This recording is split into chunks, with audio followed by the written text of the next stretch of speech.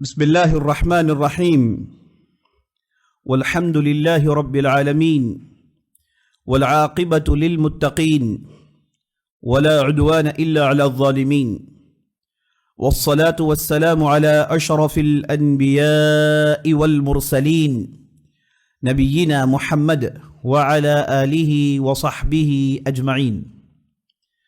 وقال تبارك وتعالى: أذن للذين يقاتلون بأنهم ظلموا إن الله على نصرهم لقدير. تمام قسم کی تعریفیں و ستائشیں و عظمت و مجد اللہ رب العالمین کے لیے ہے، جو مالک ارض و سما ہے، خالق کائنات ہے، مدبر حقیقی ہے، خالق حقیقی ہے. لاکھوں کروڑوں درود و سلام ہو فخر موجودات احمد مجتبی محمد مصطفیٰ محمد بن عبداللہ الہاشمی پر، جنہیں اللہ سبحانہ و تعالی سارے کائنات کے لیے رحمت بنا کر مبعوث کیا. عزیز ساتھیوں، ماؤں بہنوں اور خواتین اسلام، اگر معرکہ قادسیہ اور معرکہ یرموک، قادسیہ کی لڑائی کے بعد اور یرموک کی لڑائی کے بعد، اگر آپ اس لیول کی اگر کوئی لڑائی کی تلاش تاریخ کے اوراق میں کریں گے، تاریخ کی کتابوں کو الٹیں گے، وہ روشن اوراق پڑھنے کی کوشش کریں گے جن میں یرموک اور قادسیہ کے ٹکر کی کوئی لڑائی اگر ہو، تو آپ کو لگ بھگ 450 سال تک اس ٹکر کی کوئی دوسری لڑائی نہیں ملے گی. تو اس سے اندازہ ہوتا ہے کہ یہ جو دو لڑائیاں تھیں، اس سے جو مسائل حل ہوئے اور اس سے آگے بڑھنے کی راہ جو کھلی، وہ اتنی دور تک چلی کہ لگ بھگ 450 سال تک اس ٹکر کی لڑائی پھر کبھی نہیں ہوئی. ہاں، جھڑپیں لڑائیاں چھوٹی بھوٹی ہوتی رہیں، لیکن یہ جسے کہتے ہیں نا تاریخ کے دھارا کو بدلنے والا واقعہ، یا پھر تاریخ کے بہتے ہوئے اس ندی کو موڑنے والے واقعات اگر آپ دیکھنا چاہیں گے تو صرف اور صرف اس کے بعد جو آپ کو نظر آتا ہے وہ ہے معرکۃ الزلاقہ. معرکہ زلاقہ، یہ معرکہ پیش آیا 479 میں یا پھر 478 میں، 478 ہجری میں. کل آپ نے دیکھا معرکہ یرموک پیش آیا 15 ہجری میں، قادسیہ بھی 15 ہجری میں. تو آپ 478 ہجری کو 15 سے آپ ڈیٹیکٹ کریں گے تو 450 سال لگ بھگ، یعنی 460 سال لگ بھگ پوری تاریخ اسلام آپ دیکھیں گے کہ حکومتیں بدلتی رہی، اسلام ترقی پاتا رہا. اسلام سین کے چائنا کے حدود تک پہنچ گیا، اور اس طرف آپ دیکھیں گے کہ قسطنطنیہ فتح ہو گیا. اس طرف دیکھیں کہ قسطنطنیہ کے حدود تک چلا گیا. قسطنطنیہ تو بعد میں فتح ہوا، قسطنطنیہ کے حدود تک چلا گیا، اور اس کے بعد نارتھ افریقہ میں اسلام داخل ہو گیا، اور نارتھ افریقہ کے ذریعے سے اسلام اندلس تک پہنچ گیا. تو یہ لمبی مدت میں کوئی اس ٹکر کی لڑائی نہیں ہوئی. یہ لڑائی جس کا نام معرکہ زلاقہ ہے، اسے اگر آپ سمجھنا چاہیں، اچھی طریقے سے اسے آپ پہچاننا چاہیں، تو آپ کو 2 نقطوں کی وضاحت ضروری ہے. 2 باتیں آپ کے ذہن میں ہونی چاہیے. پہلا، اندلس کا زمانہ، جسے ہم انگلش میں اسپین کہتے ہیں، یہ زمانہ آپ کے ذہن میں ہونا چاہیے. اندلس میں اسلام آ گیا تھا، اور اندلس کے اندر مسلمانوں کی اچھی خاصی طاقت جمع ہو گئی تھی، ان کی اچھی خاصی حکومت کا آغاز ہو گیا تھا. یاد رکھنا چاہیے کہ اندلس میں اسلام داخل ہوا 92 ہجری میں، 92 یا پھر 93 ہجری میں اندلس میں پہلی مرتبہ اسلام داخل ہوا، اور اسی وقت تقریباً ہندوستان میں اسلام داخل ہوا شمالی ہندوستان کے ذریعے سے. یہاں پر آئے تھے محمد بن قاسم الثقفی، جو ملتان اور یہ جو دوسرے علاقے ہیں وہاں سے وہ داخل ہوئے، اور وہاں سے وہ اسلام پھیلاتے گئے، اور شمالی ہندوستان میں انہی کے زمانے اور اس کے بعد اسلام داخل ہوا. اور ہندوستان میں اسلام جنوبی علاقوں سے کب کا داخل ہو گیا تھا؟ عمر بن خطاب کے زمانے میں رضی اللہ عنہ جنوبی علاقوں میں اسلام داخل ہو گیا تھا، تاجروں کے ذریعے سے، دوسرے تجارتوں کے ذریعے سے، دوسرے قافلوں کے ذریعے سے، سیاحی قافلوں کے ذریعے سے، یہاں کے تجار وہاں جانا، وہاں کے تاجر یہاں آنا، اس ذریعے سے جنوب میں اسلام کب کا پہنچ گیا تھا؟ خاص طور پر جو ساحلی علاقے ہیں یہاں پر تو اسلام بہت پہلے آ گیا تھا، یہاں تک کہ جب شمال میں حکومت کرنے کے لیے اسلامی سلطنت داخل ہوئی تب یہاں پر بستیاں تھیں مسلمانوں کی، اور مسلمانوں کی بستیوں میں بہت ساری مساجد تھے، مدارس تھے، دینی ادارے تھے، یہ ماحول تھا جنوب میں۔ بعد میں 92 ہجری میں شمال میں اسلام داخل ہوا، باقاعدہ پولیٹیکل ایسپیکٹس کے اعتبار سے، یعنی حکومت چلانے کے لیے۔ یہاں پر تو مسلمان ہو گئے تھے، یہاں پر مختلف بادشاہتیں ہوا کرتی تھی، مختلف یہاں پر پانڈیا اور چیرا یہ ان کی حکومتیں تھیں، تو یہ سلسلہ جنوب میں جاری تھا۔ لیکن شمال میں باقاعدہ حکومت قائم کرنے کے لیے 92 ہجری میں پہلی مرتبہ مسلمان داخل ہوئے، اور اسی وقت تقریباً اندلس میں بھی اسلام گیا، اور وہاں اسلام لے کر جانے والے طارق بن زیاد علیہ الرحمہ تھے۔ اندلس میں اسلام جب داخل ہوا، اس سے پہلے نارتھ افریقہ میں اسلام داخل ہوا۔ یہ جو نارتھ افریقہ کی بستیاں دیکھتے ہیں آپ، ایجپٹ دیکھتے ہیں آپ، لیبیا، ٹونیشیا، مغرب، الجزائر، اور اس کے بعد چاڈ ہے نا، اس کے بعد موریٹانیہ، یہ سب نارتھ افریقہ کی بستیاں ہیں۔ یہاں پر اکثر و بیشتر اسلام داخل ہو گیا۔ اب یہاں پر دو قبیلے مسلمان تھے، ایک تھے عرب اور دوسرے تھے بربر، یہاں رہنے والے جو اصل نارتھ افریقہ کے باشندے ہیں جنہیں بربر کہا جاتا ہے، اور یہ بڑے تند قسم کے لوگ تھے، بڑے مضبوط، اور صحرا کے رہنے والے، ڈیزرٹ میں رہنے والے بڑے مضبوط لوگ ہوا کرتے تھے، اور اسلام یہاں داخل ہوا۔ ان کے علاقوں میں اکثر و بیشتر بستیاں مسلمان ہو گئی۔ اب ہوا یہ کہ جب اسلام یہاں سے آگے بڑھا تو اندلس میں داخل ہو گیا طارق بن زیاد کے زمانے میں، تو پورا اسپین دیکھتے ہی دیکھتے بہت سارے علاقے اسپین میں مسلمان ہو گئے، یعنی پورا اسپین تقریباً سوائے شمال میں بعض علاقوں کے، باقی پورے کا پورا اسپین اسلام میں آ گیا تھا، باقاعدہ وہاں پر مسلمانوں کی حکومت قائم ہو گئی تھی۔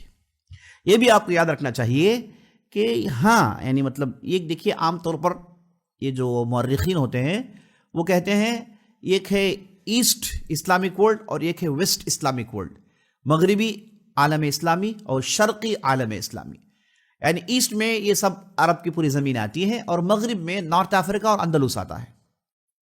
تو یہاں عام طور پر یہ جو مغربی جو علاقے تھے جہاں عالمی اسلامی ہوا کرتا تھا، یہ عام طور پر یہ تھے الگ ہی مورخین بتاتے ہیں۔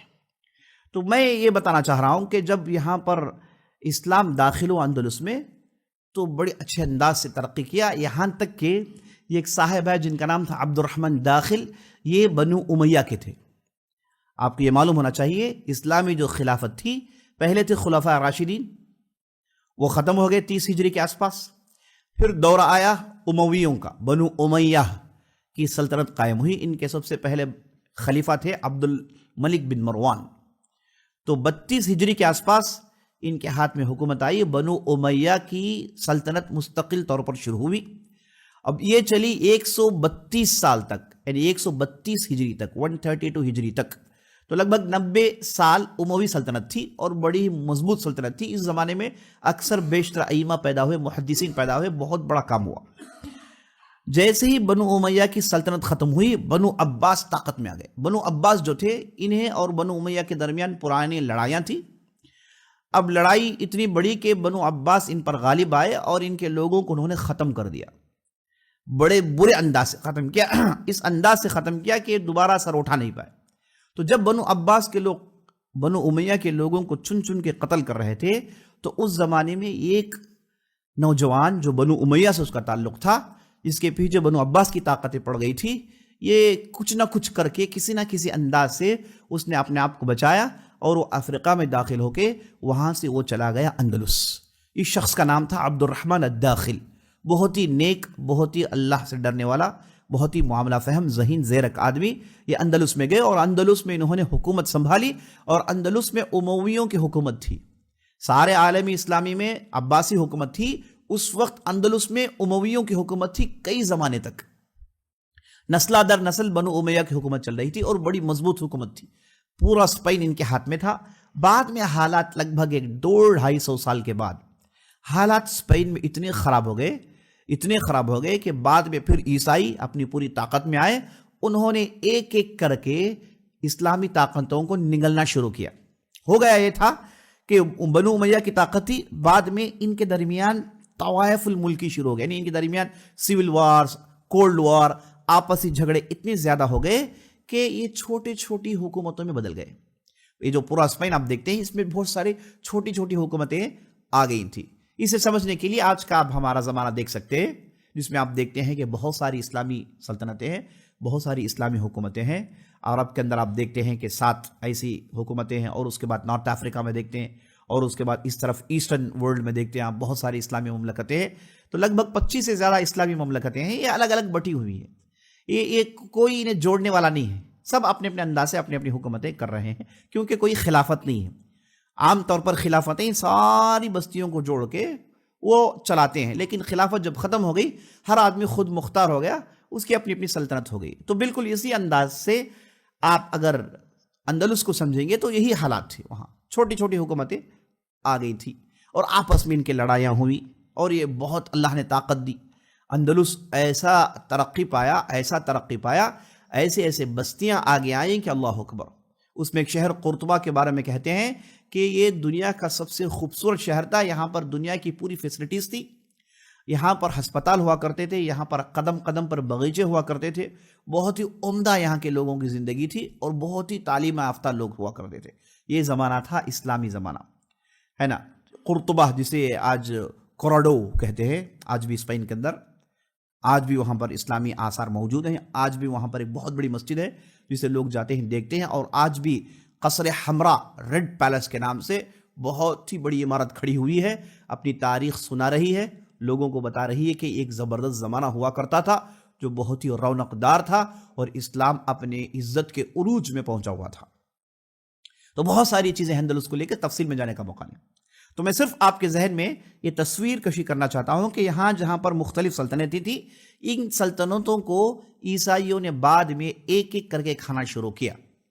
ایک ایک کر کے کھاتے گئے یہاں تک کہ یہ جو لڑائی ہوئی، اس زمانے میں صرف 3 حکومتیں رہ گئی، صرف 3 سلطنتیں رہ گئی. ایک سلطنت کا نام اشبیلیہ، ایک سلطنت کا نام بطلیوس، اور تیسرے سلطنت کا نام طلیطلہ. اشبیلیہ اور بطلیوس، اور اس کے بعد غرناطہ، طلیطلہ یعنی غرناطہ. یہ 3 سلطنت باقی رہ گئی. بقیہ یہ 2 طلیطلہ بھی اسلامی تھا، بعد میں بھی چلا گیا. تو یہ 3 سلطنتیں باقی رہیں، یعنی 3 اسٹیٹس اسلامی یہاں پر باقی رہے. اب عنقریب تھا کہ یہ 3 اسٹیٹس بھی ختم ہو جاتے. اس وقت ایک عیسائی بادشاہ آیا جس کا نام تھا الفانسو 6.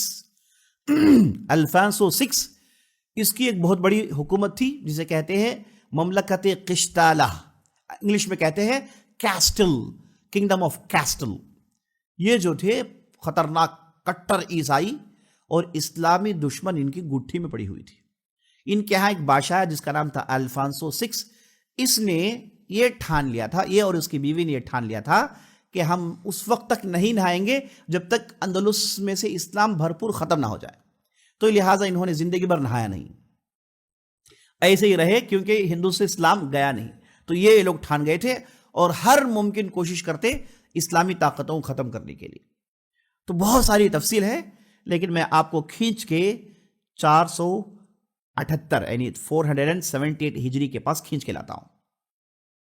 یہاں پر اشبیلیہ کی حکومت کے حاکم تھے جن کا نام تھا المعتمد بن عباد. المعتمد بن عباد ان کی حکومت تھی اشبیلیہ میں. بعض بطلیوموس میں ایک دوسرے تھے، اور اس کے بعد غرناطہ میں ایک دوسرے حاکم تھے. ان تینوں کے درمیان جھگڑے، ان تینوں کے درمیان باقاعدہ جھگڑے تھے. کوئی کسی سے ملنا نہیں چاہتا، کوئی کسی کو اپنانا نہیں چاہتا. اس کے بعد بارڈرز کے جھگڑے، فلان جھگڑے. مسلمان تھے لیکن خوب جھگڑے تھے ان کے، اور عنقریب ان کی یہ سلطنتیں ختم ہونے والی تھی. یہاں تک کہ یہ تینوں سلطنتیں، یہ جو الفانسو 6 تھا اس کے پاس باقاعدہ جزیہ دیا کرتے تھے، باقاعدہ جزیہ دیا کرتے. اس نے کہا کہ بھائی پیسے دو گے تو تمہاری سلطنت بچے گی، ورنہ تمہیں ہم ختم کر دیں گے. تو ان بادشاہوں نے اتفاق کیا، اور ہر سال یہ بہت بڑی رقم، بہت ساری سونے اور چاندی کے سکے یہ بطور ٹیکس اس الفانسو کے ہاتھ میں دیتے تھے، اور وہ خوب ذلیل کرتا تھا ان لوگوں کو. ان لوگوں کے ساتھ اس کا سلوک یہ تھا کہ جب میں کوئی بھی ان کا بادشاہ اسے ملنے گئے تو وہ کھڑا کے بات کرتا تھا، بٹھاتا نہیں تھا، اور انہیں بڑے ذلت آمیز الفاظ ان سے استعمال کرتا اور بہت ہی ذلیل کیا کرتا تھا. یہ ماحول تھا. یہاں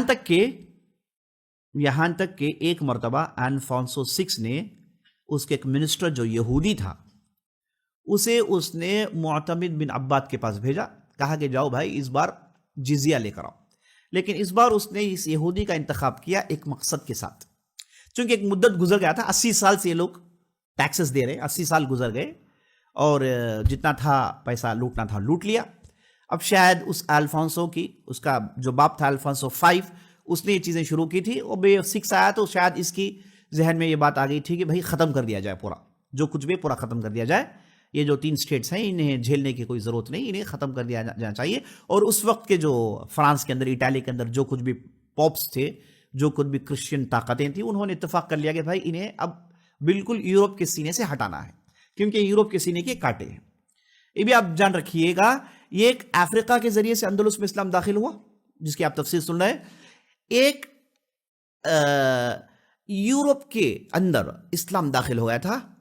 یورپ کے جو آپ جو اسٹیٹ دیکھتے ہیں جیسے کہ ہنگیری ہو گیا اور دوسرے جو بڑے بڑے کنٹریز ہیں، ہنگیری تک مسلمان پہنچ گئے تھے. ہنگیری تک مسلمان پہنچ گئے تھے عثمانی سلطنت کے زمانے میں، اور عثمانیوں نے اس ایریا میں بہت کام کیا. حالانکہ ان کی طاقت تھی اور اندلس میں یہ کچھ ہو رہا تھا، لیکن انہیں طاقت وہاں استعمال کرنے کا موقع نہیں ملا. بہرحال یہاں تک ہنگیری تک اسلام پھیل گیا تھا، اور یہاں سے اسپین تک اسلام پھیل گیا تھا. اگر ہنگیری تک کے علاقے اور اسپین کو آپ یورپ سے نکالیں گے تو بقیہ آپ کو بچتے ہیں فرانس، اٹالی، انگلینڈ اور جرمنی. یہ 3 4 5 ایسے کنٹریز ہیں جو بچتے ہیں. بقیہ سب میں مسلمان ہو گئے تھے اور مسلمانوں کی سلطنت تھی.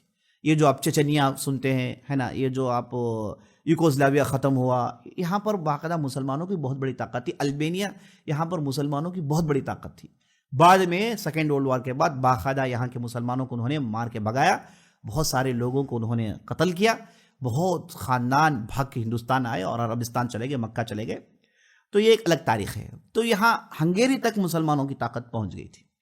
تو بہرحال پھر ادھر واپس آئیے تو 3 اسٹیٹس باقی رہے. اب یہاں پر یہ فیصلہ کر لیا گیا بڑے پوپ لیول تک کہ ویٹیکن سٹی، وہ جو زمانے میں جو روما کہا جاتا ہے، وہاں پر یہ فیصلہ ہو گیا کہ بھائی اندلس سے بھرپور اب خاتمہ ہونا ہے. تو اس لیے الفانسو 6 نے اس بار جو یہودی سفیر بھیجا تھا، قاصد بھیجا تھا، وہ آیا. حسب معمول اسے پورے اشرفیاں اس کے سامنے رکھے گئے جو جزیہ کے طور پر وہ لے جاتا تھا. اس نے بڑے ذلت آموز طریقے سے، حقارت سے ان سکوں کو اٹھایا اور اپنے دانتوں سے کترا اور اٹھا کے صورت میں معتمد بن عباد کی صورت میں پھینک کر کہا کہ تمہارے سکے کھوٹے ہیں، تمہارے سکے کھوٹے ہیں. اس کے بعد وہ بالکل پورے مغرور انداز سے ذلیل کرتے ہوئے اس نے گفتگو شروع کی. اس نے معتمد بن عباد سے کہا کہ اس بار ہمارے بادشاہ نے آپ کو یہ پیغام پہنچانے کو کہا ہے کہ ان کی جو بیوی ہے ان کے ہاں بچہ ہونے والا ہے، اور وہ یہ چاہتے ہیں کہ یہ جو قرطبہ کی جو مسجد ہے اس مسجد میں ان کی زچگی ہو، اس مسجد میں ان کی زچگی ہو. تو یہ کہہ رہے ہیں کہ مسجد کو خالی کر دی جائے اور ان کے زچگی کا انتظام کریں. معتمد بن عباد اور ان کے اوپر جو والد صاحب وغیرہ تھے ان کے، ان لوگوں نے ایک زمانے سے عیسائیوں کو مان لیا تھا، ان کی سرداری سیادت مان لی تھی. ان کے ہاں تقریباً وہ ہمتیں ختم ہو گئی تھی. لیکن اس کی بھی کوئی حد ہوتی ہے. ایک آدمی اپنے آپ کو ذلیل کر چکا ہے، اپنے آپ کو کمزور بتا چکا ہے، وہ تو بالکل تلووں میں پڑا ہوا ہے، لیکن آخرکار مسلمان ہے، یہ ذلت کہاں سے برداشت کر سکتا؟ معتمد کو پہلی مرتبہ ایک چنگاری لگی، ان کے آنکھیں کھلی. تو اس کے بعد اس نے کہا کہ دیکھو، یہ فقط نہیں، ہمارے بادشاہ نے کہلو بھیجا ہے کہ آپ کے فلاں پیلس میں، اس پیلس کو بھی خالی کر، آپ جہاں بیٹھے اس پیلس کو بھی آپ خالی کر دیجئے. یہاں پر ہوائیں اچھی ہیں، ان کے ہاں ہوائیں ٹھیک نہیں، تو زچگی کے بعد وہ آپ کے اس پیلس میں رہیں گی، تو لہٰذا آپ اس پیلس کو بھی خالی کر دیجئے. معتمد بن عباد کو بہت زیادہ غصہ گیا، بہت زیادہ غصہ گیا. اب غصے سے وہ پگلا گئے تھے. یعنی معلوم ہوتا ہے کہ کئی سالوں کے اندر جو ذلت سڑ رہا تھا، وہ اب اس بار باہر نکل گیا. وہ اتنے بے قرار ہوئے، پتہ نہیں انہوں نے یہ حکم دے دیا کہ اس یہودی اور اس کے ساتھ جو 2 لوگ آئے سب کو مار دیا جائے، اور تینوں کو لے گیا، تینوں قتل کر دیا گیا، تینوں کو قتل کر دیا گیا. اور یہ قتل کرنا، وہ بھی الفنسو 6 جن کے پاس سے یہ لوگ کئی زمانوں سے جو ہے ان کے قدموں میں پڑے ہوئے تھے، اچانک اس طریقے کا سلوک اور تینوں کو قتل کرنا، بات سمجھ میں نہیں آئے گی. اب جب یہ خبر اس کے پاس پہنچے گی وہ تو پگلا جائے گا. اور جیسے انہوں نے تینوں قتل کیا اور غصہ ان کا ٹھنڈا ہوا، تو بعد میں محسوس کرنے لگے کہ بہت بڑی غلطی ہو گئی. لیکن غلطی ہوئی تو مناسب ہوئی، ایسا نہیں کہ بھائی آپ جو بھی کہیں گے ہم سنتے رہیں گے، یہ تو ہو ہی نہیں سکتا نا. تو اس بار وہ بھی ڈٹ گئے. اور جیسے ہی خبر الفانسو 6 کو پہنچی تو وہ غصے میں پگلا گیا، اور وہ چاہتا بھی یہی تھا کہ ایسا کچھ ہو تاکہ حملہ کرنے کے لیے دستیں کھل جائیں. تو اس نے جو ہے فوراً حکم دیا کہ معتمد بن عباد کی یہ پوری سلطنت اب ختم ہونے والی ہے. اور اس کے بعد اس نے خط میں معتمد بن عباد کو یہ لکھا چند دنوں کے بعد کہ مجھے ہمارے ہاں گرمی ہو رہی ہے، میں چاہتا ہوں کہ تمہارے تخت میں بیٹھ کے ہوا کھاؤں، اس لیے ایک بہترین پنکھے کا انتظام کرنا عنقریب. ایک بہترین پنکھے کا انتظام کرو، میں چاہتا ہوں کہ تمہارے عرش میں بیٹھ کے ہوا کھاؤں. اور معتمد بن عباد پہلی مرتبہ تاریخ میں جواب لکھ رہے اس انداز سے، اس سختی کے ساتھ، کہتے ہیں کہ ہاں میں تختے میں آپ کے لیے جگہ ہموار کر رہا ہوں، اور اس بار پھنکا جو ہے لمطیہ کا پھنکا آئے گا، اور اس پھنکے کو ہلانے کے لیے مرابطیہ لوگوں کو ملانے والا ہوں. یہ جو پھنکا ہے لمطیہ کا ہوگا، ہلانے والے مرابطیہ ہوں گے. یہ جواب الفنسو 6 کے پاس گیا. تو الفنسو 6 نے دیکھا کہ لمطیہ اور مرابطیہ یہ کیا کہنا چاہ رہا ہے. تو لوگوں سے پوچھا تو معلوم ہوا کہ معتمد بن عباد کہاں اشارہ کر رہے. معتمد بن عباد اسی وقت فیصلہ کر چکے تھے جب یہ ذلت ہو رہی تھی کہ اب ان لوگوں کے خلاف اٹھ کے کھڑا ہونا ہے. موت و حیات اللہ کے ہاتھ، مرتا کیا نہ کرتا، اب مجھے ان کے خلاف کچھ نہ کچھ کرنا ہے، بہت ہو گیا بس. تو انہوں نے ایک تاریخی فیصلہ لیا. اس بندے مومن نے تاریخی فیصلہ لیا. اس نے کہا کہ میں اس بار، چونکہ ہمارے پاس تو لڑنے کی طاقت نہیں ہے، اس کا مقابلہ ہم نہیں کر سکتے، اس کے پاس ہمارے پاس اتنی طاقت نہیں ہے، نہ میرے پاس بازو جو 2 اسٹیٹس ہیں ہم سب مل کے بھی ہمارے لشکر ہے نا 10,000 سے زیادہ نہیں ہو سکتی، اس کا مقابلہ نہیں ہو سکتا ہے. تو انہوں نے فیصلہ یہ کیا، کہا کہ میں یوسف بن تاشفین کو بلانے والا ہوں. یہ یوسف بن تاشفین کون ہے؟ یہ دوسرا نقطہ ہے جسے آپ کو سمجھنا ہے. یوسف بن تاشفین مرابطین نامی ایک حکومت کے ایک بادشاہ ہیں. مرابطین کون ہیں؟ یہ جو آپ اندلس دیکھتے ہیں اس کے نیچے آج کے میپ کے حساب سے آپ دیکھیں گے تو یہاں پر بستی پڑتی ہے موراکو، اس کے بغل میں ایک بستی ہے موریٹانیہ. موراکو کو عربی میں المغرب کہتے ہیں، اور اس کا کیپٹل ہے رباط. اور وہاں دوسرا ایک شہر ہے مشہور مراکش، یہ بھی ایک مشہور شہر ہے. تو اس مراکش شہر کو آباد کرنے والے، بستی کو بستی بنانے والے یہی یوسف بن تاشفین تھے. اب یوسف بن تاشفین کون ہیں، اسے سمجھنے کے لیے آپ جو ہے فلیش بیک میں جانا پڑے گا. تھوڑا شروع سے سمجھتے آئیں گے تو معاملہ اچھا رہے گا. یوسف بن تاشفین ہے ابو بکر اللمتونی، ابو بکر لمتونی کے بھائی کے لڑکے بھتیجے. یہ ابو بکر لمتونی کون ہیں؟ یہ وہ ہیں جنہوں نے ان علاقوں میں مرابطین نامی ایک حکومت قائم کی. ان کی حکومت کا نام ہے دولت المرابطین. انہیں مرابطین اس لیے کہا جاتا، مرابط کا معنی وہ ہوتا ہے جو آدمی اللہ کے لیے ہمیشہ لڑنے کے لیے تیار ہوتا ہے، جو اللہ اسلامی حدود میں ہمیشہ چوکنا رہتا ہے، 24 گھنٹے اللہ کے اس گھر کے، اللہ کی اس بستی کی حفاظت کرتا ہے، اسے کہتے ہیں مرابط. اور نبی صلی اللہ علیہ وسلم نے اگر کسی نے ایک نماز کے بعد دوسری نماز کا انتظار کیا تو نبی صلی اللہ علیہ وسلم نے کہا ذالکم الرباط، ذالکم الرباط، یہ مرابط سے کچھ کم نہیں ہے. ایک آدمی ایک نماز پڑھنے کے بعد دوسرے نماز کا انتظار کرتا ہے کہ بھائی میری ظہر ہو گئی، کب عشاء آئے گی، ہے نا، کب ظہر ہو گئی، کب جو ہے مغرب عصر آئے گا، اور کب عصر کے بعد مغرب آئے گا، کب مغرب کے بعد عشاء آئے گا. ہر نماز کے بعد دوسری نماز کا انتظار کرنا یہ صرف مومن کر سکتا ہے. وہ آدمی کر سکتا ہے جس کا تعلق مسجد سے ہو گیا ہو، جسے نماز پڑھنے میں مزہ آتا ہو، جس میں قرآن پڑھنے میں مزہ آتا ہو، جس سے دنیا سے دل میں اس کے بیزارگی ہے. یہ آدمی ہی کر سکتا ہے. تو نبی صلی اللہ علیہ وسلم نے کہا ہر نماز کے بعد دوسرے نماز کا انتظار کرنے والا مرابط ہوتا ہے. یہ مرابط کون ہے؟ اسلامی سلطنت کے حدود میں اپنی جان کو اپنے ہتھیلی میں لے کر 24 گھنٹے یہاں پر اللہ کے اس بستی کی حدود کی حفاظت کرتا ہے. اسے کہتے ہیں مرابط. تو ان لوگوں کو مرابط اس لیے کہا گیا.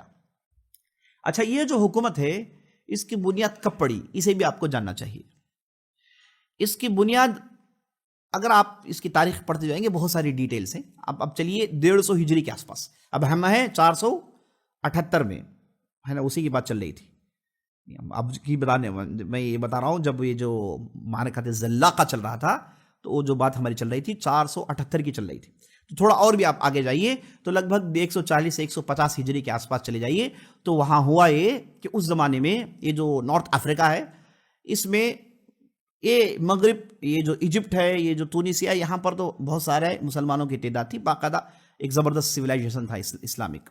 یہ جو اب ڈیزرٹ کے ایریا میں جائیں گے، جہاں آج نائجیریا ہے، نائجر ہے، سینیگال ہے، موروتانیہ ہے، یہ جو بستیاں ہیں نارتھ افریقہ میں، یہاں یہ جو آج بھی بہت سارے مسلمانوں کی بہت بڑی تعداد ہے. یہاں پر ہوا یہ کہ اسلام یہاں پر آیا تھا، لیکن اسلام کی تعلیمات نہیں پھیلی. مسلمان تھے لیکن ہر قسم کے بت پرستی میں، ہے نا، بتوں پر اعتقاد. نہ مسلمانوں کا ہوتا نماز کی پابندی نہیں، نہ مسلمانوں کا ہے طور و طریقہ مسلمانوں کا نہیں. تو اس طریقے کے کچے مسلمانوں کی بہت بڑی تعداد ہو گئی تھی. اس کی وجہ یہ کہ باقاعدہ یہاں پر حکومتیں ہو نہیں پائیں، کیونکہ یہ پورا ڈیزرٹ ایریا تھا، بہت دور دراز علاقے ہوا کرتے تھے. تو اس وجہ سے یہاں پر جو بھی حکومتیں قائم کرنا چاہے کھڑ نہیں پائے.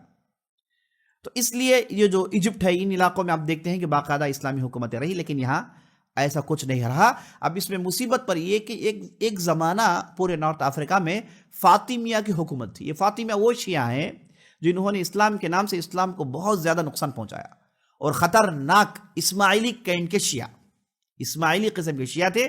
لگ بھگ ان کی 120 سال حکومت تھی مصر کے اندر، اور ان لوگوں نے بہت ہی برباد کر دیا تھا.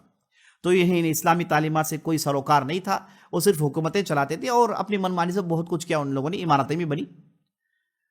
تو اس زمانے میں انہوں نے ان علاقوں کا دیکھ بھال نہیں کیا، تو اس قسم کے مسلمان بہت زیادہ پیدا ہو گئے. تو ہوا یہ کہ ایک امیر تھے ایک علاقے کے، ان کا نام تھا امیر یحییٰ بن ابراہیم. ان کی ملاقات ایک بہت بڑے عالم سے ہوتی ہے جو اس زمانے میں طرابلس ٹونسیہ میں تھے. ان کا نام تھا محمد بن عبداللہ بن یاسین الجزولی. نام غور سے سنیے گا، عبداللہ بن یاسین الجزولی. ان سے ان کی ملاقات ہوتی ہے. حضرات بیٹھ جائیے. ان کی ملاقات ہوئی عبداللہ بن یاسین الجزولی سے. تو یہ یحییٰ بن ابراہیم جو تھے وہ اپنے علاقے کے امیر تھے. انہوں نے دیکھا کہ مسلمان بہت ہی بدترین حالات میں، ہر قسم کی بدعت اور شرک میں ڈوبے ہوئے. تو وہ گئے عبداللہ بن یاسین سے منت سماجت کر کے وہ اپنے ساتھ لائے. ان دونوں نے مل کے پراپر دعوت کا کام شروع کیا. کہا جاتا ہے اتنے غریب تھے کہ ان لوگوں کے رہنے کے لیے صرف ایک بھانسا رکھ کے اوپر سے ایک چھت ڈال دیا گیا. وہاں پر عبداللہ بن یاسین جو تھے انہیں لایا گیا، اور وہاں پر انہوں نے دعوت کا کام شروع کیا. لوگوں کو کتاب و سنت کی طرف بلایا، لوگوں کو صحیح دین کی طرف بلایا، اور شرک، بدعت، بت پرستی، دوسرے جو بدترین چیزیں تھیں، ان چیزوں کو ختم کرنے کے لیے بہت زیادہ کام کیے انہوں نے. اس کے بعد یحییٰ بن ابراہیم کا انتقال ہو گیا. اس کے بعد پورے کے پورے عبداللہ بن یاسین تھے. اور یہ اللہ سبحانہ و تعالیٰ نے اتنا علم دیا تھا اور اتنے شگفتہ گفتگو کرنے والے تھے، اور جب بھی کوئی ان سے گفتگو کرتا ان سے اس کے دل کو لبھا لیتے، اور بڑی تیزی سے ان کی بات پہنچنے لگی. قبائل کے قبائل مسلمان ہونے شروع ہو گئے. اور یہ ایریا پورا آپ دیکھیں گے ڈیزرٹ ایریا ہے. یہاں پر رہنے والے سب کیا ہیں؟ سب وہی صحراوی انداز کے، اسی ذہنیت رکھنے والے. ان کے درمیان انہوں نے بہت زیادہ اسلامی عقیدہ پھیلایا، انہیں ان کے اعمال درست کیے، اور اس کے بعد انہوں نے ایک مضبوط جماعت کی بنیاد ڈالی. اور اس جماعت کا نام انہوں نے رکھا المرابطون. اس جماعت کا نام رکھا المرابطون. اور انہی لوگوں کی وجہ سے آج بھی موراکو کا جو کیپٹل جسے رباط کہتے ہیں وہ اسی مرابط کے لفظ سے نکلا ہوا ہے. انہی لوگوں نے وہ موراکو کیپٹل رباط کو بنایا تھا. تو یہ جو مرابطین کی جماعت عبداللہ بن یاسین نے شروع کی، تو اس سے دیکھتے ہی دیکھتے اس ایریا میں، خاص طور پر یہ جو ایریا ایگزیکٹلی آپ کہیں گے یہ سینیگال اور نائجر کے درمیان. سینیگال ایک مشہور بستی ہے، سنے کہ نہیں سنے؟ نائجر سنے کہ نہیں سنے؟ بعض لوگوں کو یہ پتہ نہیں کیا بول رہے ہیں، کیا بستیوں کے نام ہیں. جائیے نارتھ افریقہ دیکھیے، آپ کو پتہ چلے گا. تو سینیگال ایک مشہور بستی ہے، اس کے بغل میں ایک بستی ہے نائجر. یہاں پر ان کا اڈا تھا. تو یہاں پر انہوں نے ایک بہت بڑا مرکز بنایا، اسلامی مرکز. اس کا نام انہوں نے رکھا رباط. سارے لوگ آتے، روز قافلوں میں قافلے آتے اور ان کے پاس اسلام قبول کرتے، اور اگر بگڑے ہوئے عقیدے والے ہوں تو ان کا عقیدے درست ہوتے اور انہیں باقاعدہ ٹرین کرتے. اور ان کے پاس ایسے ٹیچرز تیار ہو گئے جو انہیں ٹرین کیا کرتے تھے. تو سارا دن یہی مشغلہ تھا ان کا. اور چند دن کام کیا تو ان کے پاس ہزاروں کے لوگ جمع ہو گئے. ان کی بات سننے کے لیے، ان کے اشارے پر چلنے کے لیے ہزاروں لوگ تیار ہو گئے. تو انہوں نے اس وقت اس جماعت کی بنیاد ڈالی. اور اس جماعت میں داخل ہونے کے لیے انہوں نے جو کنڈیشنز رکھے، اللہ اکبر، بڑے کڑے کنڈیشنز تھے کہ جو آدمی ان کی جماعت میں داخل ہونا چاہے تو سب سے پہلے وہ اپنے اوپر حج جاری کرے گا، 100 کوڑے کھائے گا. اگر یہ کہا جائے تو اس جماعت میں ہے نا، آج کے زمانے میں صرف وہ رہ جائیں گے بس، اور کچھ ذرا کوئی نہیں ہوگا. لیکن اس زمانے کے لوگ تھے، ان کے اندر وہ سکت تھا اور دعوت کا جذبہ تھا. انہوں نے کہا کہ بھائی میری جماعت میں آنے والا 100 کوڑے کھائے گا. وہ کس لیے؟ عجیب و غریب شرط رکھا انہوں نے. وہ اس لیے کہ جو بھی حالات میں رہے ہیں، کئی نمازیں چھوٹ گئی ان کی، ہے نا، کئی بت پرستی میں تھے، کوئی جو ہے نعوذ باللہ زنا ان کے ہاں عام تھا، سود خوری ان کے ہاں عام تھی. تو ہر قسم کی برائی میں لوگ تھے. جب ان سے ہٹ کے جب ان کے پاس آئے تو یہ چاہتے تھے کہ آدمی بالکل صاف ہو کر آئے. تو انہوں نے اپنے ذہن سے اس قاعدے کو رکھا. اور اس کے بعد انہوں نے کہا کہ اگر کوئی آدمی جماعت چھوٹ جائے تو اسے 50 کوڑے ماریں گے. اگر کسی آدمی کی جماعت چھوٹ جائے تو اسے 50 کوڑے ماریں گے. کنڈیشنز بڑے کٹھن رکھا. اور اس کے بعد قرآن کی بعض آیتیں، بعض صورتیں یاد ہونی چاہیے. اور اس کے بعد اس کے پاس پوری چیزیں عمل میں آنی چاہیے. حرام کا نہیں کھائے گا. تو ان کے پاس 10-15 کنڈیشنز تھے. ان کنڈیشنز میں لوگوں کو جمانا شروع کیا. آپ تعجب کریں گے کہ وہ جو لوگ جمع ہوئے وہ بھی ہزاروں کے. ان کنڈیشنز میں مان کر لوگ جمع ہوئے، بڑی تعداد میں جمع ہوئے. جب ان کی بھی تعداد ہزاروں تک پہنچ گئی تو انہوں نے اس بار کہا کہ ہم نے دعوت کا کام کیا، کئی سالوں سے لوگوں کو سنایا، لیکن بعض قبائل ہیں جو اپنے ہاتھ میں پوری طاقت رکھے ہوئے ہیں لیکن اسلامی تعلیمات کو اپنانے کے تیار نہیں ہیں، اور الٹا وہ ہمیں ختم کرنے کی کوشش کر رہے ہیں. تو اس لیے اب ہم جو ہے ان کا جواب ان سے دیں گے. یعنی ان کے لوگ، کئی لوگ قتل کر دیے گئے، دعوت کے کام میں تھے تو قبائل کے لوگ انہیں قتل کر دیتے تھے. کوئی قافلہ جاتا دعوت کا تو وہیں سے انہیں ختم کر دیا جاتا. بہت سارے ان کے اسٹوڈنٹس کو مار دیا گیا، ان کے ٹیچرز کو مار دیا گیا. تو ایک زمانے تک چل رہا تھا یہ. تو اب معاملہ یہ ہو گیا کہ ان کی طاقت بھی بڑھ گئی اور لوگوں کی طاقتیں بڑھ گئی. وہ چاہتے تھے کہ انہیں بالکل ختم کر دے. تو ایسے موقع پر یہ ہتھیار اٹھانے پر مجبور ہوئے. انہوں نے کہا کہ بھائی ہم ان کا جواب ان سے دیں گے. اس کے بعد ان کی جو جماعت تیار ہوئی، انہوں نے ہتھیار اٹھا کر لوگوں سے لڑنا شروع کیا. جب ہتھیار اٹھا کر شروع کریں تو پھر پالیٹکس آ گئی. ان کی بستی بن گئی. انہوں نے ایک اسٹیٹ بنا لیا. اس اسٹیٹ کا نام تھا لمتونہ. عبداللہ بن یاسین کے 2 اہم ان کے منسٹرز تھے. ایک کا نام تھا ابو بکر اللمتونی اور دوسرے کا نام تھا یحییٰ بن عمر.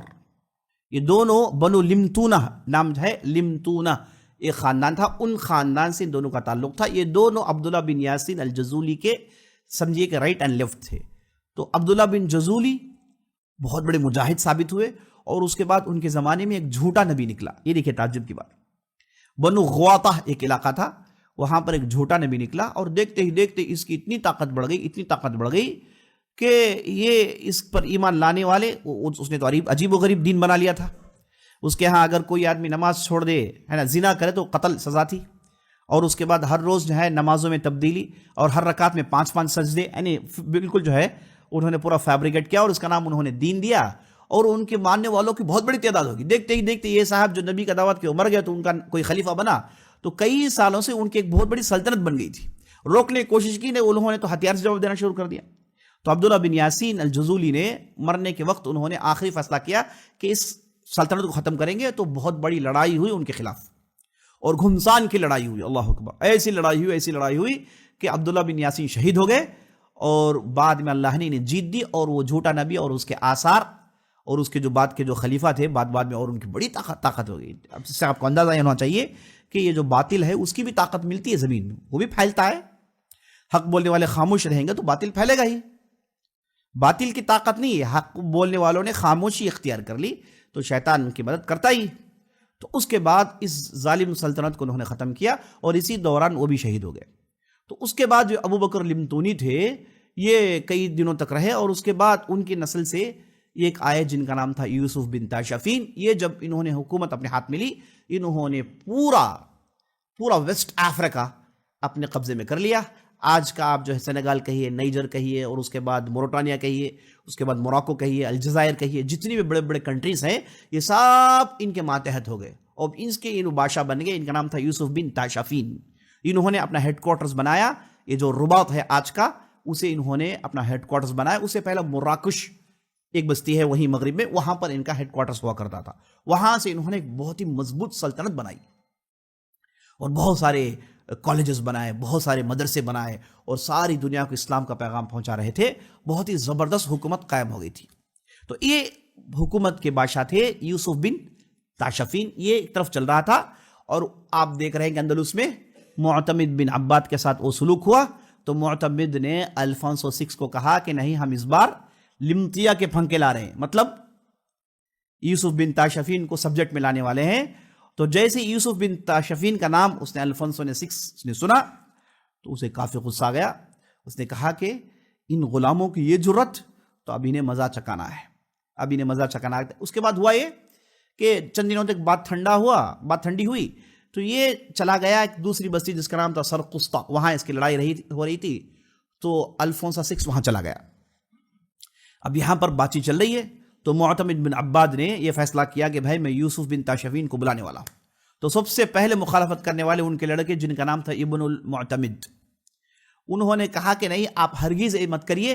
اگر آپ ایسا کریں گے، وہ آئیں گے تو پوری سلطنت اٹھا لیں گے، ہماری سلطنت تو چلے گئی، ہماری طاقت تو ختم. بادشاہ ہے وہ، اتنی بڑی ان کی سلطنت ہے، وہ ہمیں دوبارہ واپس نہیں دیں گے. واپس ہمارے ہاتھ میں کچھ آنے والا نہیں ہے، ہم تو ختم ہوئے. اگر آپ دیں گے تو پورا انہی کے پاس چلے جائے گا. تو اس لیے بہتر ہے کہ ہم ان سے مدد نہ لیں، ہم دوسرا کچھ سوچتے ہیں. لیکن المعتمد بن عباد جو ان سے تجربے سے زیادہ علم رکھنے والے تھے، تجربے ان سے زیادہ تھا، تو انہوں نے کہا کہ نہیں، اس میں کچھ بھی نہیں چلے گا، جب تک وہ نہیں آئیں گے معاملہ ختم نہیں ہوگا. تو باپ بیٹے کے درمیان لمبی میٹنگ ہوئی. بیٹا نہیں کہتا رہا، باپ ہاں کہتے رہے، یہاں تک کہ آخرکار معتمد بن عباد نے فیصلہ کن بات سنائی. کہا کہ دیکھو بھائی صاحب، مجھے اونٹ کے چرانے والے زیادہ پسند ہیں بنسبت سوروں کے چرانے والوں سے. نے کہا کہ مجھے اونٹ کے چرانے والے زیادہ پسندیدہ ہیں بنسبت سور چرانے والے. اشارہ کس کی طرف ہے؟ خنازیر، عیسائیوں کی طرف. اونٹ چرانے والے اشارہ جو ہے مسلمان، یعنی یہ کہنا چاہتے ہیں کہ بھائی اگر سلطنت چلی بھی جائے تو کیا ہے، مسلمانوں کے ہاتھ میں جائے گی، وہ بھی تو مسلمان ہے، کیا ہونے والا ہے. یہ بہت بڑی بات ہے، کسی بادشاہ کے منہ سے بات آنا بہت بڑی بات ہے. تو یہاں پر المعتمد بن عباد کو اللہ سبحانہ وتعالی نے توفیق دی اور انہوں نے اتنی بڑی بات کہی. اور اس کے بعد انہوں نے فوراً آزو بازو 2 اسٹیٹس تھے انہیں خط لکھ کر کہا. غرناطہ کو خط لکھا جہاں بنو الاحمر ہوا کرتے ہیں، بطلیموس کو خط لکھا جہاں بنو ذی نون ہوا کرتے ہیں، وہ عرب قبائل تھے، ان کی حکومتیں تھی. خط لکھ کر کہا کہ دیکھو یہ ہو گیا ہے، اب میں یوسف بن تاشفین کو بلانے والا ہوں، اب ہم کو ملنا چاہیے، اگر ہم جڑ جائیں تو اس دشمن کا مقابلہ کر سکتے ہیں. اب یقین جانیے جیسے ہی ان کے طرف سے اقدام ہوا، یہ دونوں سٹیٹ سے مان لیا، انہیں بھی بھنک پڑ گئی تھی اب ہمیں ختم ہونے والے ہیں. تو تینوں سٹیٹس مل گئے، اور تینوں سٹیٹ کے جو ملانے میں، ان تینوں سٹیٹس کو ملانے میں، ان بادشاہوں کو ملانے میں، ان سلطنت پسندوں کو ملانے میں جن لوگوں نے رول ادا کیا وہ تھے وہاں کے علماء. وہاں کے جو اہل علم تھے وہ جمع ہوئے پہلے، اور ان کے بعد انہوں نے اپنے اپنے لوگوں کو سمجھایا. کہا کہ دیکھو اس موقع پر اگر ہم خاموش رہیں پورے کے پورے ختم ہو جائیں گے، تو اس لیے ضرورت اس بات کی ہے کہ ہم جڑ جائیں. تو یہاں کے قضات جمع ہوئے، اور اس وقت ایک بہت بڑے عالم تھے جن کا نام تھا ابن الرمیلیہ. یہ بہت بڑے عالم تھے. ان کی محنتوں سے ان تینوں سٹیٹس کو جمع کیا گیا. تو آپ کو اندازہ ہوا کہ یہ جو بادشاہ جن کے ہاتھ میں سلطنتیں ہوتی ہیں، ان کے پیچھے کام کرتے ہیں علماء، ان کے پیچھے ہوتے ہیں علماء. علماء جو ہوتے ہیں وہ لوگوں کے دلوں میں حکومت کرتے ہیں. یہ جو بادشاہ ہوتے ہیں لوگوں کے اوپر ظلم زبردستی کی حکومت کرتے ہیں، لیکن یہ جو علماء ہوتے ہیں لوگوں کے دل سے ان کا تعلق ہوتا ہے. ان کے اشارے پر سب آمین آمنا صدقنا کہتے ہیں. تو اس لیے علماء کا ہمیشہ رول رہا ہے. اگر آپ تاریخ پڑھتے جائیں گے تو علماء نے اپنا رول ادا کیا، اہل علم نے اپنا رول ادا کیا. انہوں نے لوگوں کو جوڑا، ان لوگوں نے جو ہے سب کچھ کیا، اگرچہ کہ سامنے بادشاہوں کا نام ہوا کرتا تھا لیکن پیچھے یہی اہل علم نے کیا. تو ابن رمیلیہ اس بار انہوں نے سارے قضات کو جوڑا، پورے علماء کو جوڑا، بیٹھی لمبی میٹنگ کی. تینوں اسٹیٹ کو جمانا کوئی آسان چیز نہیں. جب ان تینوں کو جما لیا گیا تو اس کے بعد معتمد بن عباد نے ایک خط لکھا یوسف بن تاشفین کے نام. اور ان تینوں علماء سے کہا کہ تم اس خط کو لے کر جاؤ، جا کے وہاں پر یوسف بن تاشفین سے گفتگو کرو۔ یہاں پر تینوں سٹیٹ کو اس لیے جوڑا گیا کہ یوسف بن تاشفین کے بارے میں کہا جاتا ہے کہ وہ ایک زمانے میں اندلس آنا چاہتے تھے، وہاں پر وہ باقاعدہ ان چیزوں کو سدھارنا چاہتے تھے، ان کے آنکھوں کے سامنے بہت ساری سلطنتیں چلی گئی، اور یہ بھی آپ کو یاد ہونا چاہیے یوسف بن تاشفین اس وقت ان کی عمر 80 سال کی تھی، اس وقت ان کی عمر 80 سال کی تھی، یہ عمر کو پہنچ گئے تھے، تو کافی تجربہ تھا۔ تو معتمد بن عباد کو معلوم ہے کہ اگر انہیں بلایا جائے تو وہ پہلے کہیں گے بھائی آپ لوگ مل جاؤ، بعد میں دیکھیں گے، تو اس لیے انہوں نے پہلے سے ہوم ورک کر لیا، ان تینوں سٹیٹس کو جمع کر دیا، بطلموس، اشبیلیہ اور غرناطہ، ان 3 سیٹس کو انہوں نے جمع کر دیا، اور وہاں کے علماء آئے اور باقاعدہ خط لے کے یوسف بن تاشفین کے پاس خط پہنچا دیا گیا، اور یوسف بن تاشفین نے ان کا خط دیکھا، خط میں لکھا ہوا تھا امیر المسلمین یوسف بن تاشفین، آپ سے ہم مدد مانگ رہے ہیں اس لیے کہ عیسائیوں نے سب کچھ برباد کر دیا، عیسائیوں نے ذلت کا ہمارے ساتھ سلوک کیا، ہمیں ہماری غلطیوں کا دوبارہ احساس ہو گیا ہے، ہم آپس میں جڑ گئے ہیں، ہمارے سٹیٹ جمع ہو گئے ہیں، تو براہ کرم ہم چاہتے ہیں کہ مرابطین کی مدد ہمارے پاس آئے، اس کے بعد جو بھی ہوگا اللہ بہتر جانتا ہے، لیکن فوراً ہمیں آپ کی مدد چاہیے۔ تو یوسف بن تاشفین نے خط دیکھا تو کافی خوش ہوئے، علماء سے رائے مشورہ کیا، ان کے پاس بھی علماء کی ٹیم تھی، دونوں ٹیموں کو بٹھایا گیا، لمبی لمبی میٹنگیں ہوئی، اور بآخر کار یہ فیصلہ ہوا کہ یوسف بن تاشفین مدد کرنے کے لیے اندلس آئیں گے۔ یہ کوئی معمولی قدم نہیں تھا، یہ کوئی معمولی قدم نہیں تھا، اور یوسف بن تاشفین نے جوابی خط میں معتمد بن عباد سے کہا کہ اگر آپ چاہتے ہیں کہ ہم آپ کے پاس آئیں تو مجھے ایک جزیرہ ہے جسے جزیرہ خضرا، ایک آئی لینڈ ہے بیچ میں، کہتے ہیں کہ اس آئی لینڈ کو آپ کو میرے پاس کرنا ہوگا۔ وہ اس لیے کہ یوسف بن تاشفین جب انہوں نے سوچا کہ جانا ہے تو ان کے ذہن میں پوری لڑائی کا خاکہ تیار ہو گیا، پورا میدان ان کے ذہن میں آ گیا کہ بھائی مجھے کیا کیا کرنا ہے، تو اس لیے انہیں بیک اپ کھڑانے کے لیے ایک جزیرے کی ضرورت پڑی، اور یہ جزیرہ بالکل اندلس کے قریب تھا، اسپین کے بالکل قریب تھا، تو انہوں نے کہا کہ بھائی مجھے جزیرہ دے دیجئے، باقی اللہ مالک۔ تو وہاں سے معتمد بن عباد نے کہا کہ لیجئے یہ جزیرہ آپ اپنے پاس رکھیے، دوسرا جو کچھ بھی چاہیے ہم پوری فیسلٹی آپ کے لیے کرنے کے لیے تیار ہیں، صرف آپ آ جائیے اور ہمیں اس مصیبت سے بچا لیجیے۔ تو یوسف بن تاشفین وقت مقرر پر وہ اپنے لوگوں کو لے کر نکلتے ہیں۔ ان کے ساتھ کتنے لوگ ہیں؟ ان کے ساتھ لگ بھگ 20,000 کی تعداد ہے، اور یہ جو 20,000 مجاہدین کیسے ہیں، مرابطین کیسے ہوتے ہیں، کیا کیا ان کی کنڈیشنز ہیں، آپ نے دیکھا، یہ وہ لوگ ہیں جنہوں نے کبھی تہجد نہیں چھوڑا، یہ وہ لوگ ہیں ایک دن روزہ رکھتے ہیں ایک دن روزہ چھوڑتے ہیں، یہ وہ لوگ ہیں جو صحرا میں ہوتے ہیں، یہ لوگ وہ لوگ ہیں جن میں سے تقریباً ہر آدمی حافظ القرآن ہے، یہ وہ لوگ ہیں جو ہر آدمی روز اپنے گھر سے نکلتا ہے، لوگوں کو اللہ کی طرف بلاتا ہے، لوگوں کی اصلاح کرتا ہے، یعنی 20,000 کے 20,000 آسمان کے ستارے تھے، ایک دم عمدہ لوگ، اور اس کے بعد ایسے جنگجو اور ایسی تربیت ان کی ہوئی، ایسے مضبوط تھے صحرا میں، اور ایسی طاقت اللہ نے دی رکھی کہ یہ مشکل ہی ہے مقابلہ کرنا۔ تو 20,000 کی تعداد، اور اس بات یوسف بن تاشفین اپنے ساتھ لائے اونٹ، اور اسپین کے اندر اونٹ نہیں ہوا کرتے، اسپین کے لوگ گھوڑے جانتے ہیں، اونٹ نہیں جانتے تھے، تو یہ اپنے ساتھ اس بار اونٹ لائے، اور اس کے بعد 20,000 کی تعداد وقت مقرر پر وہ نکلتے ہیں مراکش سے۔ اب یہ جا رہے ہیں سیدھے کہاں؟ اشبیلیہ۔ اشبیلیہ جو ہے انگلش میں کہتے ہیں سفیل، آج بھی اسپین کے اندر موجود ہے۔ سبحان اللہ، یہ ساری بستیاں ایسی ہیں جنہیں لوگ جانتے ہیں۔ بارسلونا بڑا نام سنتے ہیں ہم لوگ، ہمارا عربی میں کہتے ہیں بنسلیہ، وہاں پر باقاعدہ اسلامی حکومت تھی۔ ٹولیڈو بڑا نام سنتے ہیں، یہ طلیطلہ کہا جاتا، وہاں پر بھی اسلامی حکومت تھی۔ جتنے بڑے بڑے نام ہیں یاد رکھ لیجیے گا، ہے نا۔ ایک مشہور جگہ ہے، پرسوں دیکھ رہا تھا میں، سانتا ماریا، مشہور نام ہے اسپین کے اندر۔ ایک بہت بڑے عالم ہے جن کا نام العالم السنتمری، العالم السنتمری، بہت بڑے مفسر ہیں۔ میں نے کہا کہ سنتمری کیا نام ہے بھائی؟ میں نے چیک کیا تو معلوم ہوا کہ یہ اسپین کے اندر ایک بستی ہے جس کا نام ہے سانتا ماریا، جس کا عربی ہوا السنتمری۔ سبحان اللہ۔ تو یہ سارے علاقے عزیز ساتھیوں یہاں پر عرب ہوا کرتے تھے، اور یہاں پر بہت بڑی تاریخ ہے، یاد رکھ لیجئے۔ یہ جو موڑ ہے جس کی آپ بات سن رہے ہیں، یہ 400 سال اسلام کے گزر گئے اسپین کے اندر، اور آپ جانتے ہیں اسلام اسپین میں کتنے سال رہا؟ 750 800 سال رہا۔ تو یہ جو لڑائی آپ سن رہے ہیں، یہ وہ لڑائی ہے، اگر یہ لڑائی نہ ہوتی تو اسلام اسی وقت ختم ہو جاتا۔ یہ لڑائی کی وجہ سے اور 400 سال مل گئے۔ تو اس اعتبار سے یہ بہت ہی بڑی اہم لڑائی تھی، تاریخ کو بدلنے والی لڑائی تھی۔ اگر یہ لڑائی نہ ہوتی تو یہ تینوں سٹیٹس کو تو کھا جاتا نا الفنس بڑی آسانی سے۔ یہ تو پورا ڈرپوک لوگ ہیں، ڈرے ہوئے ہیں۔ جاگیردوں کی ان کی مثال ہے، وہ اپنی بستی، ان کی بستی میں آتا، ان کے مارکیٹ میں آتا، اپنے مال بیچتا، بس یہ برائے نام تھے. تو یہ جب آئے تو انہوں نے وہ لڑائی لڑی. اس کے بعد پھر 400 سال کے لیے موقع مل گیا مسلمانوں کو اندلس میں رہنے کے لیے. اب یوسف بن تاشفین آئے، 20,000 کی تعداد لے کر، اپنے ساتھ اونٹ لائے، اور اس کے بعد بالکل ایڈج میں پہنچ گئے. اگر آپ دیکھیں گے میپ، اسپین اور نارتھ افریقہ کے درمیان صرف 15 کلومیٹر کی دریا ہے. اور بعض لوگ آج بھی تیر کے چلے آتے ہیں، کیونکہ اسپین جو ہے وہاں کا ویزا نہیں ملتا ہے، تو یہاں کے لوگ، کئی لوگ تیر کے چلے آتے ہیں، پڑاؤ میں چلے آتے ہیں، ہے نا. بالکل 15 کلومیٹر کے جو ہے وہ دریا ہے، بس سمندر ہے، وہاں سے لوگ جانا ہے. تو یہ بالکل ایڈج میں آ گئے اپنے لوگوں کو لے کر. کشتی میں چڑھنے سے پہلے کہا جاتا ہے کہ انہوں نے 2 رکعت نماز پڑھی اور بالکل سمندر میں پڑھی. جب یہ سجدہ کیے تو سمندر کا پانی لگ رہا تھا، اور اس کے بعد انہوں نے ہاتھ اٹھایا، اللہ سے دعا کیا کہ اے اللہ اگر اس سفر میں واقعی تیری رضامندی ہے تو اس سفر کو آسان کر، ورنہ اے اللہ ہمیں ایسے ہی واپس کر دے. تو کہا جاتا ہے کہ بڑی تیز ہوائیں چل رہی تھی، جیسے ہی انہوں نے دعا کی وہ ہوائیں ٹھنڈی ہو گئی، رک گئی.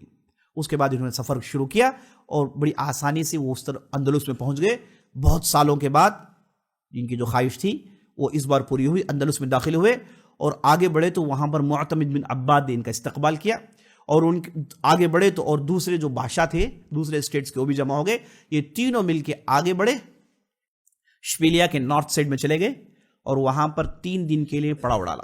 جیسے وہاں پہنچے الفانسو 6 کو معلوم ہو گیا کہ یہاں پر یوسف بن تاشفین آ گئے، ان کے ساتھ اتنے لوگ ہیں، یہ پورے ڈیٹیلز پہنچ گئے. تو وہاں سے خط آیا.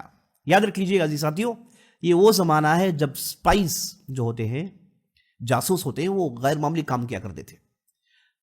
بغل میں آدمی ہے اسے خبر نہیں، لیکن ہزاروں کلومیٹر دور اس پار آدمی کو خبر ہو جاتی تھی. اس حد تک مضبوط یہ جو جاسوسی جال ہوتا تھا بڑا ہی مضبوط ہوا کرتا تھا، اور ہر زمانے میں رہا ہے. اور یہ جس نے جیت لیا، جس نے جاسوسی میدان میں اپنا سکہ جما دیا، یاد رکھ لیجئے وہی جیتتا ہے. لڑائی کے میدان میں آپ کے پاس ہزاروں ہتھیار ہوں، آپ کے پاس ہزاروں طاقتیں ہوں، لیکن آپ جیتتے نہیں جب تک آپ جاسوسی میدان میں آگے نہیں آتے. اور ہر بار مسلمانوں کے پاس یہ میدان مسلمانوں کے ہاتھ میں رہا، اور اس بار ہم دیکھتے ہیں کہ مسلمانوں کے پاس ایسا کوئی سسٹم نہیں ہے جس کے ذریعے سے وہ اپنی طاقتوں کو جوڑ سکیں. یہ ایسی چیز ہے جس سے آپ کی حکومت محفوظ رہتی ہے، جس سے آپ کی طاقت محفوظ رہتی ہے. آپ کو پل پل کی خبر ملے تو آپ کو ڈیسیژن لینے میں آسانی ہوتی ہے. جب یہ چیزیں مسلمانوں سے چھین لی گئی اس کے بعد آپ ٹوٹ گئے. آپ دیکھتے ہیں کہ موساڈ ان کے پاس ہے، CIA ان کے پاس ہے. یہ سب کیا ہے؟ یہ وہ ہیں جو اصل میں ان کی حکومتوں کو کھڑا رکھے ہیں. اگر موساڈ نہ ہوتا تو یہود کب کا ختم ہو جاتے، ہے نا. یہود کے جو بھی پریزیڈنٹ آئے انہوں نے کہا کہ ہم بھوکے رہیں گے لیکن ہم اسے بنائیں گے. انہوں نے بنایا اسے، آپ دیکھ رہے ہیں آپ، ہے نا. ایران کے اندر ان کے پریزیڈنٹ کو ایک ہی شاٹ میں 17 ان کے ہیڈز کو مار دیا گیا، ایک ہی شاٹ میں. خبریں کہاں سے پہنچی؟ اندر سے.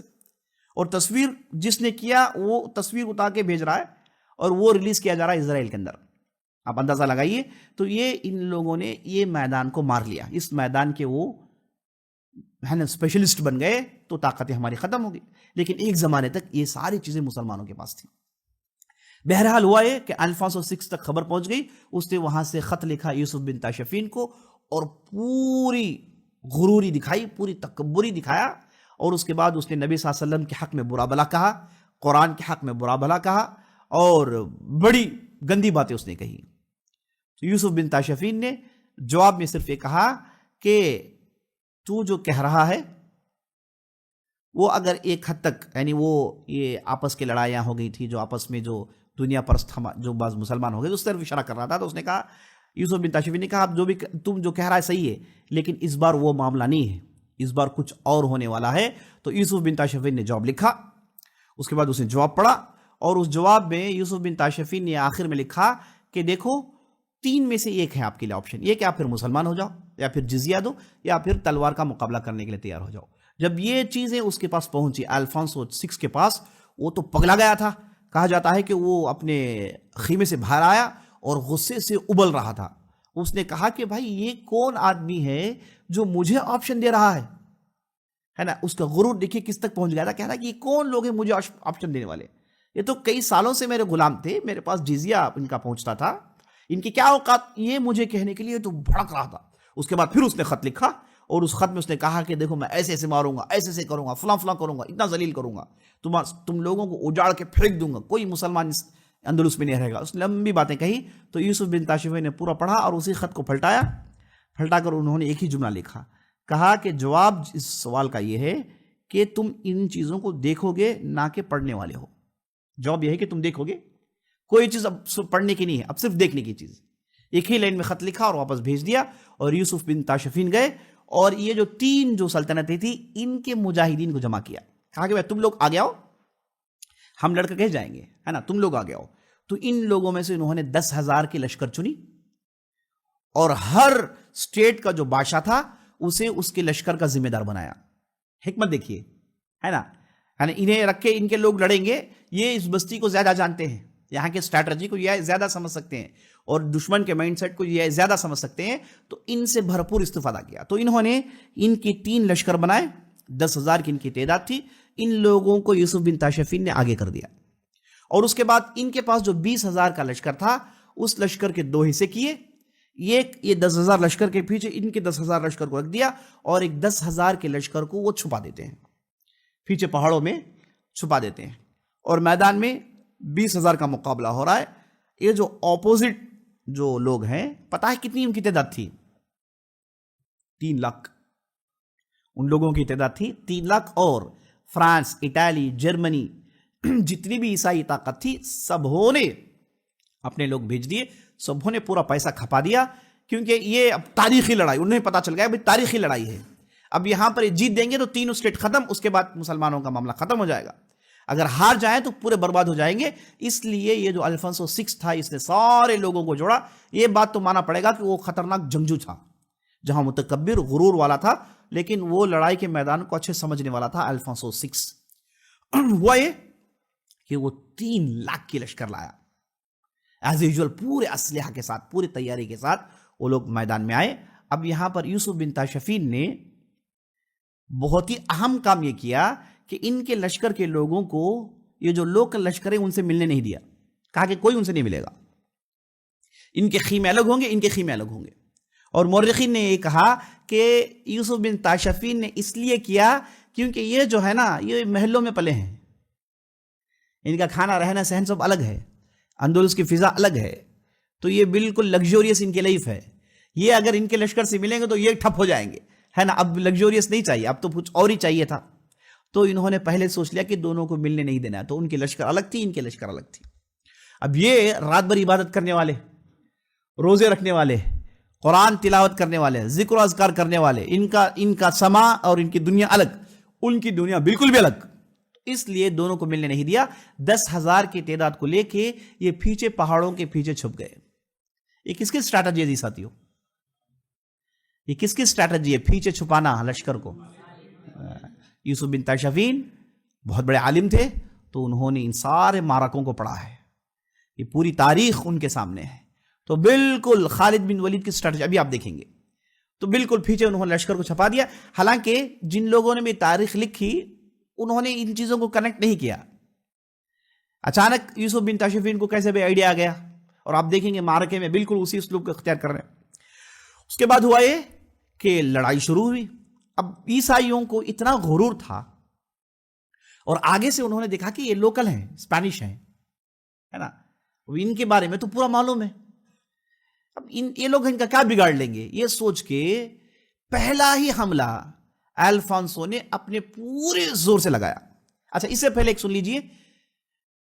مسلمان میں جو بہت بڑے علامہ تھے جن کا نام تھا ابن رمیلیہ، انہوں نے خواب دیکھا تھا اس لڑائی کے میدان میں کہ خواب میں نبی صلی اللہ علیہ وسلم آئے اور نبی صلی اللہ علیہ وسلم نے جیت کی خوشخبری سنائی. کہا کہ تم لوگ جیتنے والے ہو. اور اس کے بعد کہا اے ابن رمیلیہ، اللہ تمہیں شہادت دینے والا ہے. 2 خوشخبریاں ملی. صبح اٹھے وہ دوڑ کر گئے معتمد اور یوسف بن تاشفین کے پاس. کہا کہ کل رات میں نے اس خواب کو دیکھا ہے. تو یوسف بن تاشفین نے کہا کہ چڑھو ممبر پر اور لوگوں کے سامنے اس چیز کو سناؤ، کیونکہ اس وقت لوگوں کو پازیٹیو وائبس کی ضرورت پڑتی ہے. لڑائی کے میدان میں آدمی کو کانفیڈنس چاہیے، بھروسہ چاہیے، یقین چاہیے. ڈگمگانے والے ہے نا، جن کے پیر ہل رہے ہیں، بھروسہ نہیں، یقین نہیں کیا ہوگا، ایسے لوگ تو بھاگیں گے. یہاں پر آدمی کے اندر وہ ثبات قدمی چاہیے جو پہاڑوں کا مقابلہ کرے. تو اب گئے اوپر ابن رمیلیہ اور انہوں نے خواب سنایا تو پورے مجاہدین کے اندر ایک نئی روح پھونک دی گئی. اب یہ جو الفونسو 6 تھا اس نے بھی خواب دیکھی. اس نے خواب یہ دیکھی کہ وہ ایک جانور پہ بیٹھا ہوا ہے اور وہ نقارہ مار رہا ہے. جانور بیٹھا ہوا ہے نقارہ مار رہا ہے. کئی عیسائیوں کو اس نے بتایا اپنی خواب, پوچھا کہ بھائی اس کی تعبیر کیا ہے. کسی نے کہا کہ سمجھ میں نہیں آ رہا. تو وہ آخرکار مجبور ہوئے, کہا کہ یہ تعبیر تو کوئی مسلمان ہی بتا سکتا ہے. تو گئے ایک مسلمان آدمی کو لائے, تو انہوں نے خواب سننے کے بعد کہا کہ بھائی میں محل میں آنا نہیں چاہتا. کیا بھائی, یہ خواب میں تو بربادی ہے, لڑائی ہارنے کی خبر ہے اس کے اندر. تو جا کے خواب سنایا گیا تو الفونسو 6 ڈر گیا, لیکن وہ تو مسلمانوں کی بات تو ماننے والا نہیں تھا. بہرحال یہ دونوں نے دونوں طرف خواب دیکھے, اور اس کے بعد جب لڑائی شروع ہوئی, ایسی لڑائی شروع ہوئی کہ پہلے ہی عیسائیوں نے پورا زور ڈال دیا. اب یہ جو پورا زور جب پڑا تو یہ پورا زور سنبھالا کس نے؟ لوکل اسپینش آرمی نے. اور معتمر بن عباد جو وہ ایسے اس انداز سے اس میدان میں آئے تھے گویا کہ ان کے والدین, ان کے خاندان والوں کی پوری غلطیوں کی تلافی کرنا چاہتے ہیں, اور زبردست لڑائی لڑی انہوں نے. ان کے ہاتھوں میں 3 تلواریں ٹوٹے اور 3 گھوڑے مر گئے ان کے, لیکن اس کے باوجود یہ لڑتے رہے. اور آس پاس کے جو اسٹیٹ سے ان کے اہم منسٹرز مر گئے, لیکن گھمسان کی لڑائی ہوئی. ایسی لڑائی ہوئی کہ عیسائیوں نے پوری طاقت جھونک دی. اب یہاں پر یہ سامنے کی جو 10,000 کی لشکر تھی, تکبیر کی آواز بلند کرتے ہوئے, قرآن کی تلاوت کرتے ہوئے, ان لوگوں نے بھی دنیا کو بھلا کے لڑا. ایسی لڑائی لڑی کہ پیچھے سے جو یوسف بن تاشفین نے بیک اپ کے طور پر جو 10,000 کھا رکھے تھے, ان کی اتنی زیادہ ضرورت نہیں پڑی. ان لوگوں نے پوری اکثر لڑائی لڑی, اور جیسے ہی ان لوگوں نے صف توڑنا شروع کیا, پیچھے سے یوسف بن تاشفین نے اشارہ کیا کہ اب آپ لوگ کودو. جب یہ لوگ کودے تو یہ اونٹ لے کر آئے تھے. پہلے ہی وہاں کے جو عیسائی تھے اونٹ دے کر گھبرا گئے, کہا کہ یہ کون ہے, آ گئے میدان میں. اور اس کے بعد یہ جو مرابطین میدان میں اترے ہیں, ایک آدمی بھی جنوں کی طرح لڑ رہا تھا. ایک آدمی بھی ایسا مار مارا ان لوگوں نے, ایسا مار مارا کہ ہوش و حواس میں بھی ان لوگوں کے نہیں تھا کہ انسان بھی ایسی لڑائی کر سکتا ہے. کوئی انسان بھی ایسی لڑائی کر سکتا ہے. آپ اندازہ لگائیے مسلمانوں کی تعداد لگ بھگ کتنی ہے؟ ان لوگوں کی تعداد 3 لاکھ. مسلمانوں کی ایک دن اور ایک رات کی لڑائی تھی. ایک دن ایک رات کی لڑائی کس کی ہوتی ہے؟ ایک دن ایک رات کی لڑائی ہوئی, اور مسلمانوں کے صفوں میں کتنے لوگ مرے؟ 3,000. کون ہے اس کے پیچھے؟ خالد بن ولید کا مینٹالٹی. اور ان لوگوں میں جو 3 لاکھ آئے تھے, پتہ ہے کتنے باقی ہیں؟ ایک بہت بڑے عالم جن کا نام ہے ابن اسیر, وہ کہتے ہیں کہ جب وہ یہ الفونسو بھاگ کے وہ اٹالی پہنچا تو اس کے ساتھ صرف 30 لوگ تھے. اس کے ساتھ صرف 30 لوگ. کتنے لوگوں کو مارا ان لوگوں نے؟ یہی مرابطین ہیں. ایسا مار مارا ہے, ایسا ہیلمٹ پھٹ کے اندر کی کھوپڑیاں اڑتی تھی, اندھا دھن مانو. یہ لوگ تو ہے نا وہاں کے لڑے ہوئے ہیں نا, یہ تو بالکل ٹھنڈا ایریا ہے. اسپین تو بہت خوبصورت ہے. اسپین آپ کو جانا چاہیے, آپ کو دیکھنا چاہیے اسپین کیا چیز ہے, اور وہاں پر مسلمانوں کے جو آثار ہیں کیا چیز ہے. اسپینش زبان میں لگ بھگ 20% عربی الفاظ ہیں, یہ بھی جان لیجئے. اور اسپین کے لوگوں کے اسپین میں کوئی مسلمان نہیں تھا, یہاں تک کہ 1947 کے بعد انہوں نے بعض لوگوں کو جو مسلمان ہیں انہیں نیشنلٹی دی ہے. اور اسپینش اب جائیں گے, ان لوگوں سے گفتگو کریں گے, ان کے حلیے, ان کی بات چیت میں عربیت ہے نا. کہا جاتا ہے کہ یہ اصل میں عرب تھے جن لوگوں نے اپنے دین کو چھوڑ دیا, لیکن اندر ان کا دل آج بھی وہ اس مسلمانوں کا دل ہے.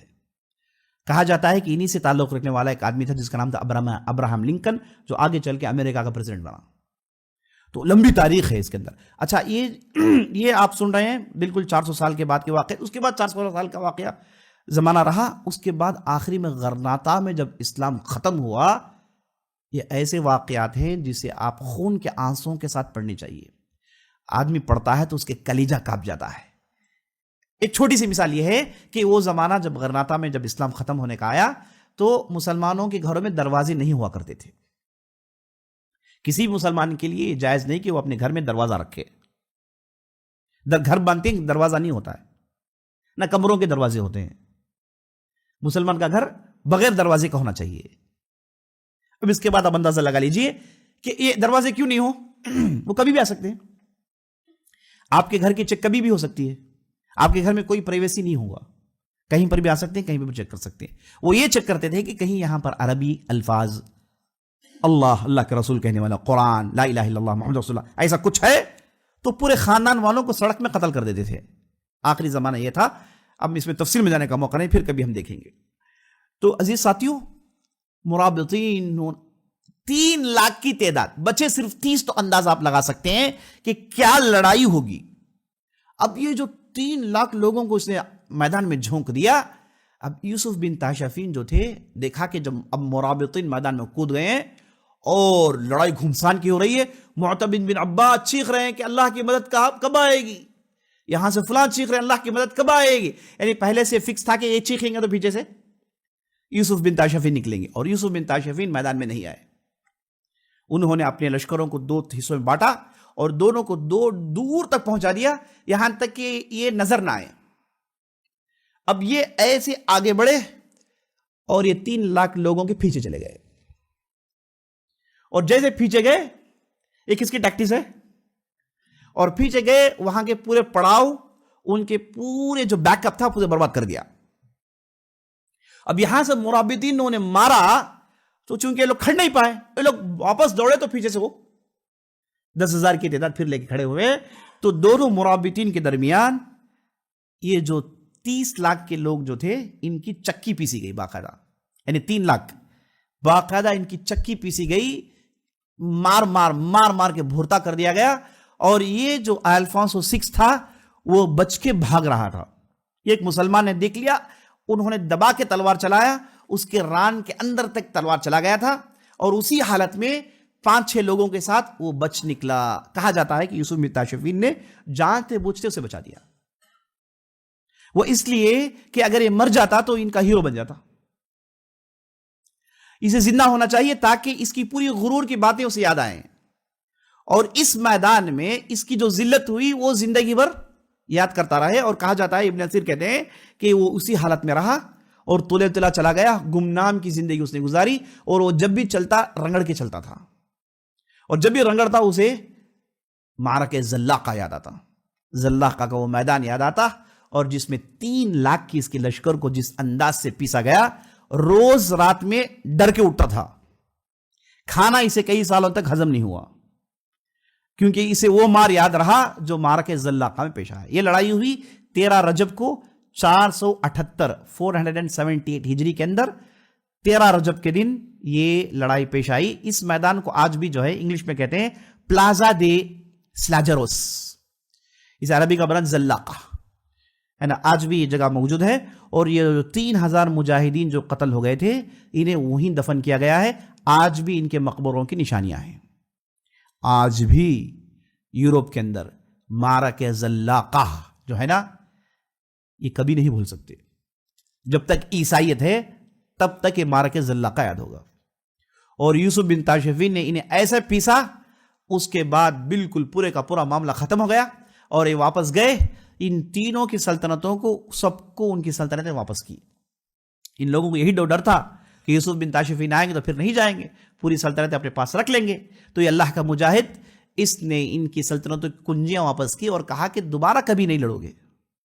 دوبارہ اگر لڑو گے تو پھر ہم مدد کے لیے نہیں آئیں گے, پھر خطوط لکھنا نہیں ہے نا. لڑو گے, ختم ہو گئے, ہم دیکھتے رہیں گے, تم پیسو گے ان کے ہاتھ میں. دوبارہ نہیں لڑنا ہے, مل کے رہیے اور اسی انداز سے رہیے.